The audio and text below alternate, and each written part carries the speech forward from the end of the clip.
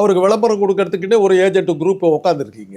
நீங்கள் கொடுக்கறதுனால தான் வந்து இப்போ எனக்கு விஜய் மேலே எனக்கு என்ன அக்கறை இருக்குது? விஜய் நான் சட்டை கூட பண்ணுறதில்ல. விடுவேனா நான் 1/2 மணி நேரம் என் உயிரை எடுத்துக்கிட்டு இருக்கிறீங்க. யார் காரணம்? நானா விஜய் பற்றி பேச வந்தேன்? விஜய்க்கு விளம்பர ஏஜென்ட்டாக நீங்கள் இருக்கிறதுனால உங்கள் பேச்சுக்கு நான் பதில் சொல்ல வேண்டியிருக்குது. இல்லாட்டி போனால் விஜய் என்ன பண்ணாருன்னு மொதல் கேள்வியாக தானே கேட்டேன். விஜய் என்ன பண்ணார்? விஜயனுடைய கொள்கை என்னன்னு அட்லீஸ்ட் நீங்களாவது சொல்லுங்க. தயவு செய்து உங்கள் காலில் விழுந்து கெஞ்சி கேட்குறேன். விஜயனுடைய கொள்கை என்னங்கிறது தயவு செய்து நீங்களாவது சொல்லுங்க. அவருக்கு தான் சத்தியமாக ஒன்றும் தெரியல.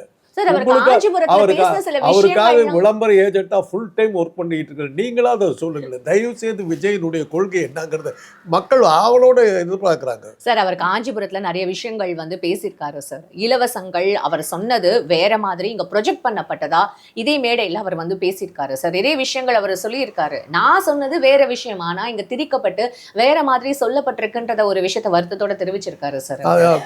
அந்த அளவுக்கு அவர் வந்து கவனிச்சாங்களா? இவர் வந்து திருச்சி சொல்லிட்டாங்களா? முதல்ல இவர் என்ன சொன்னாருங்கிறது தெரிஞ்சால ஏமா அதே கேள்விதாம்மா. இப்போ அதே கேள்வி தான் திருப்பி கேட்குறேன். கொள்கை என்னன்னே தெரியாது.